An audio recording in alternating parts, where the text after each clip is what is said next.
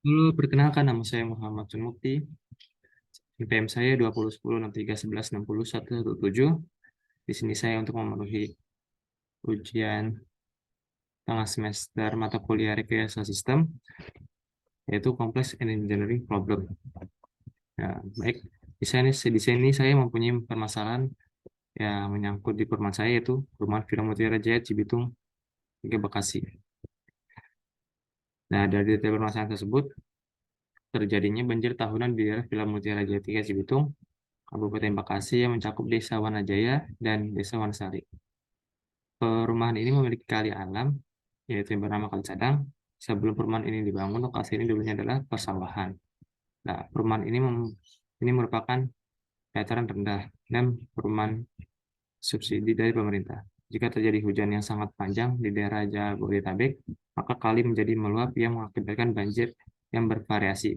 Pada Blok M, air setinggi 1 sampai 1,5 meter, untuk Blok N 40 cm sampai 1,5 meter, dan untuk Blok MB yang memiliki dataran yang lebih rendah yaitu 1 sampai 2 meter. Nah, dalam banjir tersebut membawa banyak sampah yang menyangkut di jembatan dan juga di rumah-rumah warga. Akibat banjir tersebut, semua aktivitas warga berhenti, perabotan yang rusak, serta warga yang terkena penyakit. Untuk keluarnya air dari Kali Sadang mengarah di pintu air Talang CBL, dan air masuk banyak yaitu berpusat pada Bogor dan juga Jakarta. Nah, untuk turunan masalahnya itu curah hujan yang tinggi, kali yang dangkal, sampah yang terbawa banjir, lalu penyakit dan rusak perabotan rumah, dan berarti aktivitas sehari-hari yang mengganggu perekonomian sekitar warga sekitar. Untuk solusinya yaitu memasang monitoring untuk mengukur kecepatan arus dan juga ketinggian air sungai yang sudah berbasis geotis secara detail. Jadi untuk solusi yang ini kita bertujuan untuk memperingatkan warga Film Mutiara secara untuk bersiap-siap akan terjadinya banjir, agar tidak ada yang terjadinya perusakan perabotan. Lalu membuat sistem pembersih sampah otomatis di pintu air dan juga jembatan agar arus air tidak terhambat.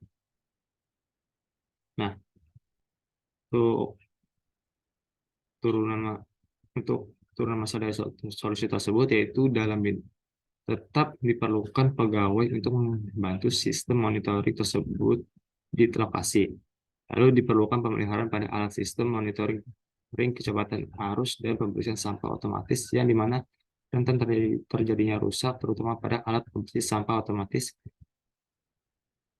yang dimana saat musim hujan sudah sangat tinggi dan banjir, maka kuantitas sampah bisa melebihi kapasitas yang bisa diatasi.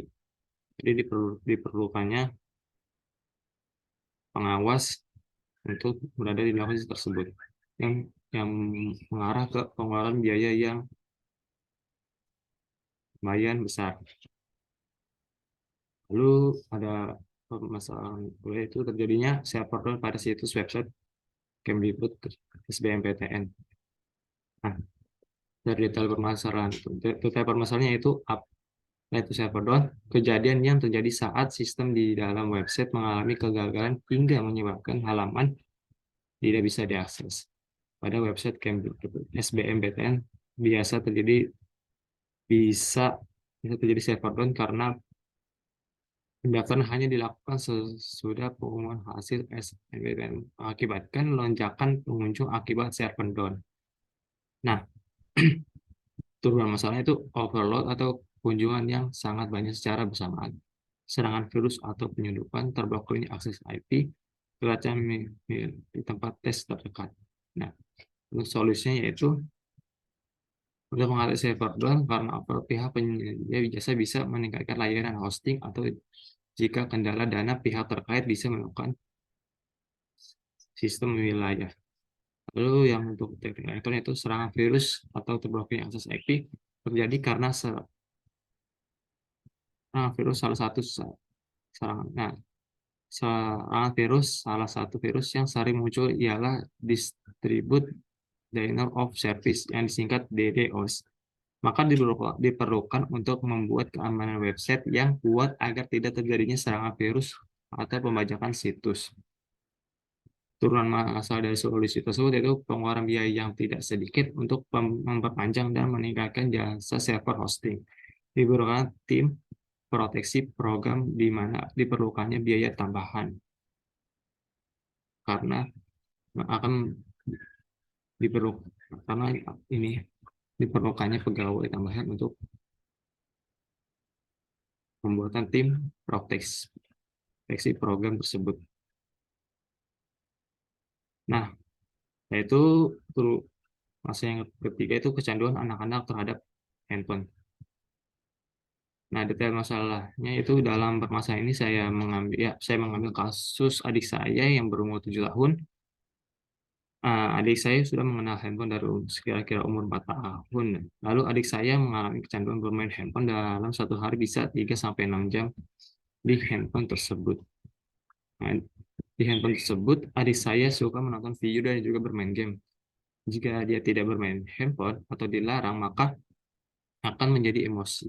Akan terjadinya emosi, marah-marah atau mengganggu kakak-kakaknya dan orang tuanya.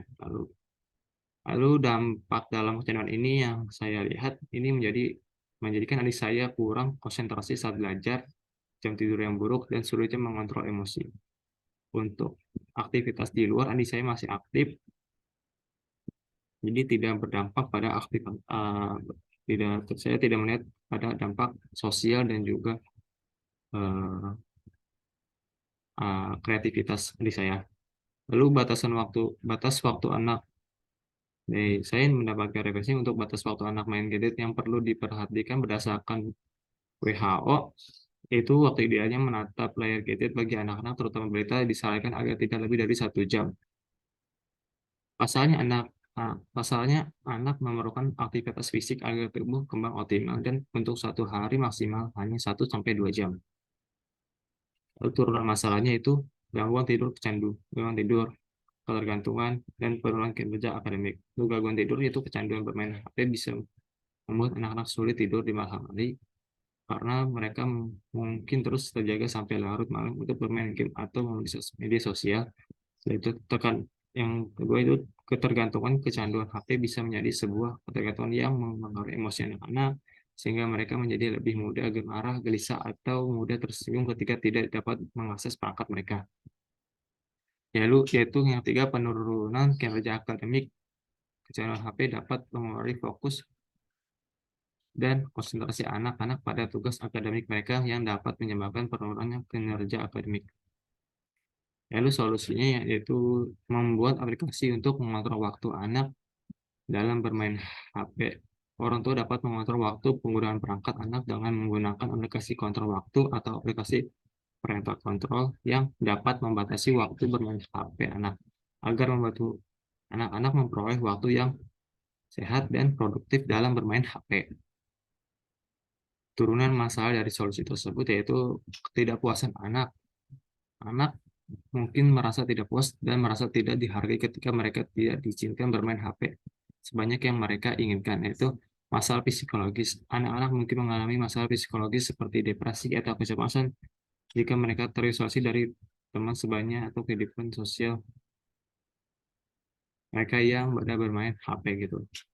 Yaitu ketergantungan pada orang tua. Anak-anak mungkin terlalu bergantung pada orang tua mereka untuk mengatur waktu mereka dan tidak dapat belajar mengatur waktu mereka sendiri. Dan lalu terjadinya kepadatan pengunjung di pantai Sari Ringgung, Provinsi Lampung yang mengakibatkan beberapa kendaraan roda 4 parkir sembarangan yang mengakibatkan tutupnya akses jalan. Nah, data permasalahan ini saya ambil saat saya pulang kampung untuk kampung saya itu di Lampung dan saya mengunjungi wisata di daerah Provinsi Lampung yaitu Pantai Sari Ringgung. Nah, detail masalahnya itu saya mendapatkan permasalahan ini Nah, dalam permasalahan ini terjadi sebuah mobil berwarna putih dan mobil pickup yang menutup akses jalan keluar. Di tempat ini tidak ada wadah khusus untuk parkir ataupun pembina dari pihak wisata tersebut untuk mengatur parkir. Maka terjadi hal seperti ini. Saat kondisi ini terjadi, para pengurus berusaha untuk menghubungi pemilik mobil tersebut dengan cara menanyakan setiap saung atau tempat singgah yang disewakan dan menggunakan toa pengumuman. Tetapi kami dan para pengunjung yang di sekitar tidak merasa mendengar ada sebuah pengumuman sama sekali. Lalu pihak penyedia jasa juga berusaha untuk meminjam sound system pengunjung yang berada di dekat saya untuk menghubungi pemilik mobil tersebut, tetapi hasilnya masih sangat nihil, terutama untuk mobil yang warna putih. Dan butuh waktu yang sangat lama untuk apa untuk mengetahui siapa pemilik mobil tersebut. Ya, itu terutama masalahnya itu terganggunya para pengunjung. Menghambatnya waktu yang ingin pulang, menutupi jalan akses, tidak meratanya pengaksesan suara, dan ya, untuk solusi dari keseluruhan masalah itu sistem parkir otomatis. Jadi kita membuat aplikasi sistem parkir otomatis. Pemasang sistem parkir otomatis dapat membantu pengatur parkir kendaraan di sekitar pantai secara efisien. Sistem parkir otomatis menggunakan sensor yang terpasang pada parkiran yang dapat mendeteksi ketersediaan tempat parkir dan memberikan informasi kepada pengunjung melalui aplikasi atau papan informasi elektronik. Hal ini dapat membantu mengurangi kemacetan di sekitar pantai dan meningkatkan pengalaman pengunjung. Lalu sistem pengeras suara. Pemasangan sistem pengeras suara yang terintegrasi dengan aplikasi pengaturan suara dapat membantu mengatur volume suara di sekitar pantai. Sistem ini dapat menyesuaikan volume suara secara otomatis berdasarkan tingkat kebisingan di sekitar pantai, sehingga mengurangi penggangguan bagi pengunjung dan lingkungan sekitar. Untuk solusi sistem pengeras suara, jadi kita menempatkan beberapa titik pengeras suara secara merata dan bisa mengatur tingkat bisingannya gitu. Nah, semua ini diakses oleh aplikasi yang membutuhkan teknologi wireless. Jadi pengunjung juga disediakan akses WiFi untuk mengakses website atau aplikasi tersebut. Karena di lokasi tersebut ini masih minim dengan jaringan. Seperti saya menggunakan jaringan smartphone masih sangat minim dan tidak ada sinyal gitu. Jadi diperlukan sebuah wireless WiFi gitu. Dan ini mencakup untuk mendukung support dari sistem pakai otomatis dan sistem pengeras suara yang diakses dari website. Lalu turunan masalah dari solusi tersebut itu akan terjadinya penambahan harga tiket karena diperlukan infrastruktur untuk mendukung solusi tersebut. Jadi yang saya lihat di sekitar pantai belum ada akses atau tempat parkir gitu yang sudah tertera. Jadi kayak kita hanya di sana itu hanya parkir sembarangan saja juga bisa, jadi menutup depan mobil juga bisa gitu. Jadi sangat tidak tertata dan belum ada infrastrukturnya. Dan lalu yang kedua itu mengeluarkan biaya dari pihak wisata yang lebih untuk membayar sebuah WiFi dan juga perawatan pada website atau aplikasi yang akan dibuat. Baik, dari saya segitu. Wassalamualaikum warahmatullahi wabarakatuh.